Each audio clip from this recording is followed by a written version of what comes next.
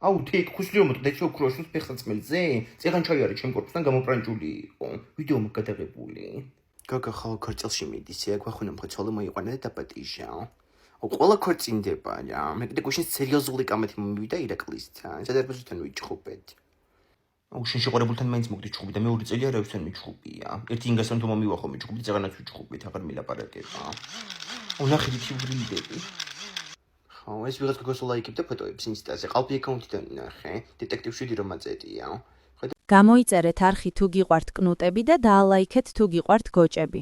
დააკომენტარეთ რომელი გირჩევნიათ. მე ისე ვიჩხუბით რომ სილა გავაწენი და ავედი სახლში. რა ქენი? რა სილა გააწენი გოგო რო გიჩვენოთ ხა სად მიდიხარ მე? კაი გოგო რა უნდა მიჩვენოს პოლიციელია. მithumetes შენ ეს დის გამოსვლის აბამდენი ხანი ზიამაღლობელი ციხეში. სილა გააწნე იმ კაცს. ნუ კაცს. და ის ამტკიცებს ახლა დიდი ტყლაშანის ხმა იყო. აუ ეხა ცოტა ნერვიულობდი. საჩი ვარი ხო არ შეაკნეტა. დაურეკა. კაი არ გინდა თავი განები იქნება არ გიჩივის.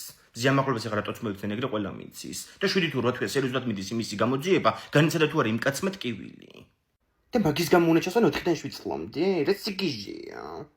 ხო, მაგას არ ვამბობ. ანასტასია, შეიცვა კარტოფილი და გამოდი თუ გინდა შეჭამე. კაი, გამოვალ. მილაპარაკება თურმე. იცი ახლა თავისი ბრალი რო და კარტოფილი ცდილობს გამოსყიდვას. აუ, კიდე მაგაზე მეფიქრება, რომ მიჩიულო ეს. აუ, შეიძლება რომ სასამართლოში მიჩიულონ, იცი? რა?